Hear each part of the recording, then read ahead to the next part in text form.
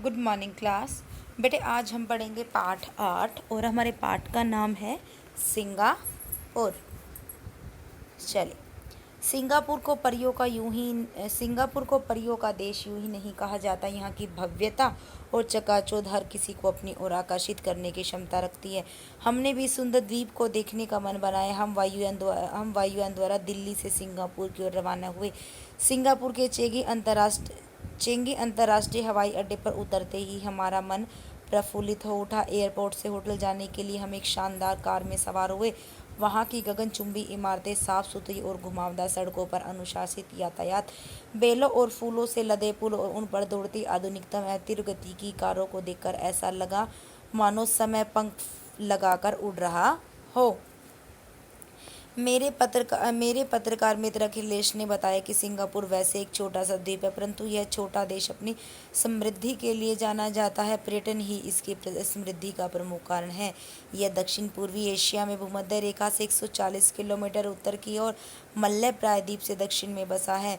घनी आबादी वाले इस देश के आसपास लगभग 50 छोटे छोटे द्वीप हैं, जिनमें से कुछ ही द्वीपों को पर्यटकों के मनोरंजन के लिए बसाया और सजाया गया है। यहाँ विभिन्न धर्मों के लोग एकजुट होकर रहते हैं। यहाँ विभिन्न देशों की संस्कृति, इतिहास तथा भाषा का मिला जुला रूप देखने को मिलता है। आकार में मुंबई से भी छोटे इस देश की आबादी लगभग 35 लाख है, जिसमें चीनी मलय 8% भारतीय हैं। यहाँ मुख्यतः चीनी और अंग्रेजी भाषाएं बोली जाती हैं। कार चालक हमें देखकर काफ़ी उत्साहित था। उससे बातचीत करके पता चलता है कि वह इतिहास का छात्र रह चुका है। उसने कई देशों के इतिहास पर थीसिस तैयार की है, जिसे भारत और सिंगापुर मुख्य है। वह हमें होटल छोड़कर अगले दिन सिंगापुर की सैर करवाने हेतु नियत समय पर आ पहुंचा। उसने हमें बताया कि सिंगापुर की स्थापना 1819 में सर स्टैमफोर्ड रेफल्स ने की थी। उन्हें ईस्ट इंडिया कंपनी के अधिकार के रूप में दिल्ली के तत्कालिक वायसराय द्वारा कंपनी का व्यापार बढ़ाने हेतु सिंगापुर भेजा गया था। पहले यह मलेशिया से जुड़ा था। 1965 में एक स्वतंत्र राष्ट्र के रूप में इसका उदय हुआ। इस देश के विषय में एक किंवदंती है कि 14वीं शताब्दी में सुमात्रा द्वीप का एक राजकुमार शिकार हेतु सिंगापुर द्वीप पर आया था। इस द्वीप पर सिंहों को देखकर उसने इसका नाम सिंगापुर अर्थात सिंहों का द्वीप रख दिया, जो अब बदलकर सिंगापुर बन चुका है। आज भी सिंगापुर के डॉलर और सेंट के सिक्कों पर आधुनिक नाम सिंगापुर और पुराना नाम सिंगापुरा अंकित है। सबसे पहले हमने सिंगापुर के वाटर फ्रंट पर बने मेरलाइन स्टैचू को देखा। यह स्टैचू सिंगापुर का प्रसिद्ध चिन्ह है। इस स्टैचू का सिर शेर जैसा तथा नीचे का हिस्सा मछली जैसा है। यह चिन्ह सिंगापुर में हर जगह देखने को मिलता है। इसके बाद हम कल्चर म्यूजियम गए, जिसमें विभिन्न धर्मों के त्योहारों को प्रदर्शित किया गया। इसके बाद हम एशिया के सबसे बड़े पक्षी पार्क जुरोंग बर्ड पहुँचे। इस पार्क में 600 प्रजातियां और 8000 से अधिक पक्षियों का निवास है। पार्क में एक स्थान पर दक्षिणी ध्रुव के समान कृत्रिम बर्फीला वातावरण तैयार किया गया है, जिसमें पेंगुइन पक्षी रखे गए हैं।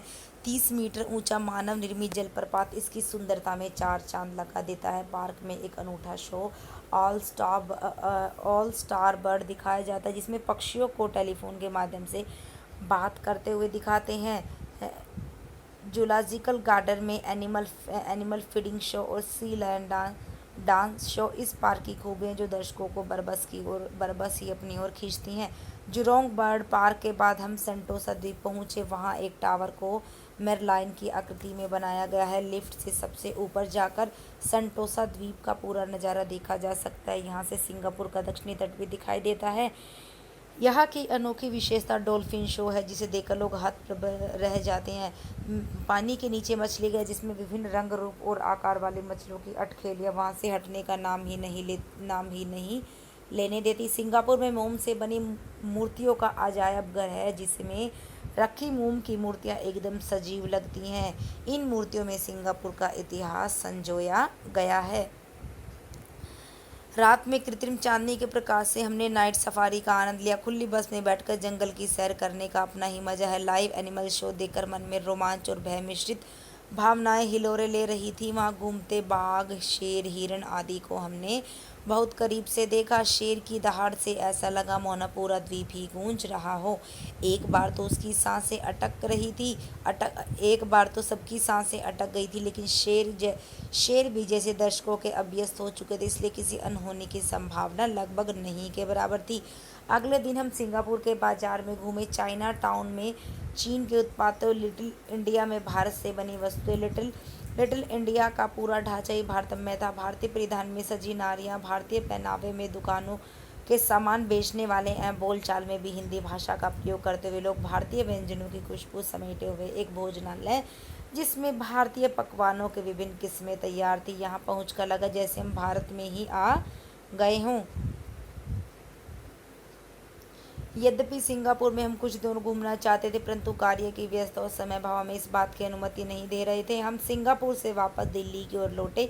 दिल्ली से दोबारा सिंगापुर जाने का विचार लिए हम सोच रहे थे कि काश भारत का दिल कही जाने वाली दिल्ली भी सिंगापुर की तरह अति आधुनिक और रच बस जाए। यहाँ की सड़कें मुलायम और बिना गड्ढों वाली तथा झुग्गी झोपड़ियों की जगह बड़ी बड़ी इमारतें और यहाँ के नागरिकों को सुविधाएं सरकार द्वारा उपलब्ध कराई जाएं।